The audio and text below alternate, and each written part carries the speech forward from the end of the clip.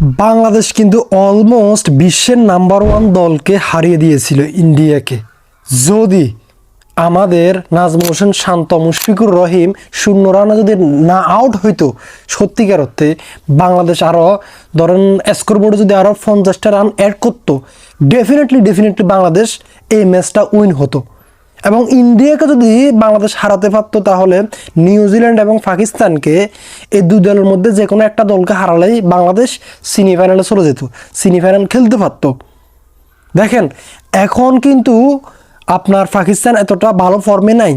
যদি ইন্ডিয়াকে হারিয়ে তো দিয়েছিল, ইন্ডিয়া কতটা স্ট্রাগল করেছে আমরা দেখেছি। ইন্ডিয়াকে তো অলমোস্ট হারিয়ে দিয়েছিল ভাই, শুধু আর স্কোরবোর্ডে 50টা রান হলে বাংলাদেশ উইন। বাট আমরা হেরে গিয়েছি আমাদের ব্যাটসম্যানদের কারণে। 230 রান বা 29 রান 30 রান এগুলো আসলে এই রান দিয়ে আসলে ইন্ডিয়ার মতো দলকে আটকানোটা খুবই টাফ। তারপরে আমাদের বোলাররা যেটা করেছে এটা আসলে অবিশ্বাস্য। বিশেষ করে আসলে আমাদের রিশাদ হোসেন দারুণ বল করেছে, দারুণ বল, এবং তার ক্যাচগুলো অসাধারণ ছিল। আমরা দেখেছি এই ম্যাচে অনেকগুলো ক্যাচ মিস হয়েছে, ইন্ডিয়ার মতো দলও আসলে ক্যাচ মিস করছে। রোহিত শর্মা, হার্দিক পান্ডিয়া ক্যাচ মিস করছে। ক্যাচের কথা যখন আসছে তখন আসলে না বললেই নয়, আমাদের জাকের আলীও কিন্তু একটা ক্যাচ মিস করছে। ওই ক্যাচটা, হ্যাঁ ক্যাচ মিস হয়, আসলে ম্যাচের এটা একটা অংশ। আমি আসলে আমার চ্যানেলে অনেক সময় আমি বলে থাকি যে ক্যাচ, ফিল্ডিং, ব্যাটিং, বোলিং 3 বিভাগে 3 সেক্টরে যে ভালো কিছু করবে, তাহলে সে আসলে এই ম্যাচটা জিতবে। সে যত বড় দল হোক না কেন, যদি আপনি ফিল্ডিংয়ে যদি খারাপ করেন বা ব্যাটিংয়ে যদি একটু খারাপ করেন বা বোলিংয়ে যদি একটু খারাপ করেন, তাহলে আপনি হেরে যাবেন ওই ম্যাচটা। তো ওইটাই হয়েছে। যদি ধরেন আমাদের জাকের আলী যদি একটু মানে ক্যাচটা যে কোনোভাবে যদি ধরতে পারতো, যে কোনোভাবে, তাহলে হয়তোবা এই ম্যাচের সিচুয়েশনটা হয়তোবা অন্যরকম হতে পারতো। আমি বলতেছি না যে 100% বাংলাদেশ ম্যাচ জিতে যাইতো, বাট চান্স একটু বেড়ে যাইতো ওই ম্যাচটা জিতার। তবে হ্যাঁ, এটা নর্মাল। আসলে আমরা দেখেছি যে ইন্ডিয়ারও অনেকগুলো ক্যাচ মিস হয়েছে, 2টা ক্যাচ মিস হয়েছে, আমরা তো একটা ক্যাচ মিস করছি। যাই হোক, আমাদের রিশাদ হোসেন কিন্তু দারুণ বল করছে এবং 2টা ক্যাচও নিচ্ছে। তো রিশাদ হোসেন পারফেক্ট, সে হয়তোবা সামনে আরও ভালো কিছু করবে। আর যেটা বলতেছিলাম ওইটা হচ্ছে যে স্কোরবোর্ডে যদি আরও যদি 50টা রান হতো, তাহলে আমরা ইজিলি আসলে হয়তোবা ম্যাচটা জিততে পারতাম। বাট আমাদের মুশফিকুর রহিম, নাজমুল হোসেন শান্ত যেটা করছে, আসলে প্রথম বলে এসে আসলে ডাক মেরে দেওয়া মুশফিকুর রহিম, মানে বুঝি না। আমাদের তাওহিদ হৃদয়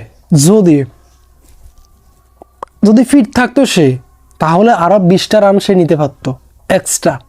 ওইটাও আসলে আমাদের লাকি ছিল না। যাই হোক, তৌহিদ হৃদয়ের পারফরমেন্সটা ছিল জাস্ট অবিশ্বাস্য, লাইক গ্লেন ম্যাক্সওয়েল।